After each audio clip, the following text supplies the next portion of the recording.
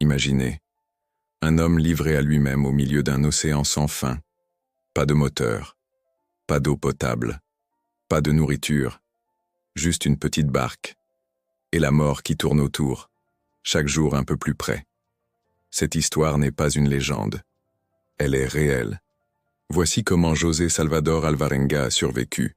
438 jours en mer. Tout commence en novembre 2012.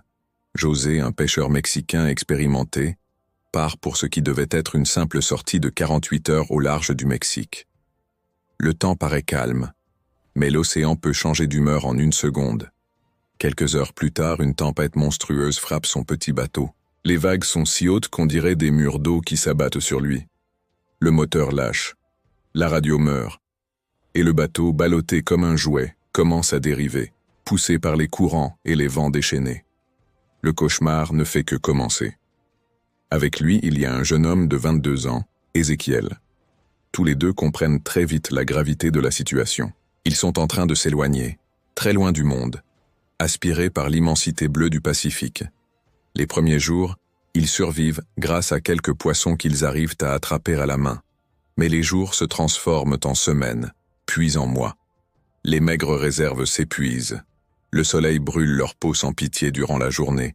Et la nuit, le froid les glace jusqu'aux os. Le sel ronge leur épiderme et ouvre des plaies qui refusent de guérir.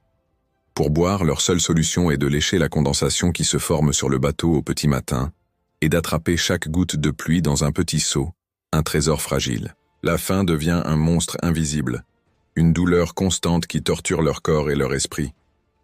Ils doivent manger ce qu'ils trouvent, absolument tout. Des poissons crus, des méduses, et même des oiseaux marins qu'ils réussissent à attraper à main nue quand ils se posent sur le bateau. C'est une survie brute animale, mais tous les corps ne peuvent pas résister à un tel régime. Ézéchiel tombe malade. Très malade. Il refuse de manger la nourriture crue, et son corps s'affaiblit jour après jour, malgré les encouragements de José. Puis vient le moment où José doit accepter l'impensable. Il est seul. Seul au milieu de l'océan Pacifique. Sans personne à qui parler, sans espoir apparent. Juste survivre. Un point c'est tout.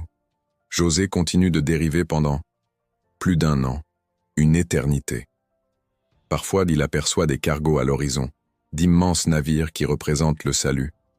Il crie, il agite les bras, mais il est trop petit, trop insignifiant pour que quiconque le remarque. Ces rencontres manquées sont autant de poignards dans son moral. Il voit des oiseaux, seule preuve qu'un jour peut-être il pourra revoir la terre. Pour ne pas devenir fou, pour ne pas perdre la raison dans cette solitude absolue, il se parle à lui-même. Il s'invente des conversations, il imagine sa famille, son village, les plats qu'il aimait, son ancienne vie. Chaque jour, il grave mentalement dans son esprit une seule règle, un seul mantra, ne pas abandonner, jamais. Et puis, un matin, après 438 jours de cauchemar, il aperçoit une forme à l'horizon. Ce n'est pas un mirage, c'est la terre, une petite île perdue au milieu de nulle part. Il est vivant, mais à peine.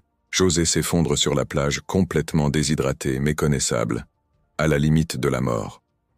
Sa barbe et ses cheveux sont longs et emmêlés, sa peau est brûlée, son corps n'est plus que squelettique. Les habitants d'un petit atoll des îles Marshall le découvrent, stupéfaits. Ils alertent immédiatement les autorités. Quand José commence à raconter ce qu'il a vécu, le monde entier doute. Comment un homme peut-il survivre plus d'1 an en mer dans de telles conditions ?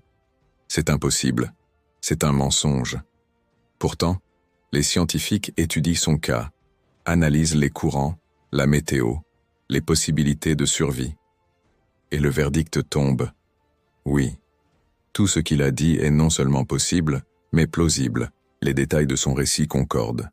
Et même aujourd'hui, personne n'a jamais battu son incroyable record de survie en mer. L'histoire de José n'est pas seulement un miracle. C'est la preuve que l'être humain peut repousser les limites de l'endurance, qu'il peut accomplir l'impossible, lorsqu'il refuse simplement de mourir. C'est la victoire de la volonté sur le désespoir. Alors, je vous pose la question. Et vous ? Pensez-vous que vous auriez survécu seul, au milieu de l'océan, pendant 438 jours ? Dites-le moi dans les commentaires. Merci d'avoir regardé, et n'oubliez pas de vous abonner pour d'autres histoires incroyables.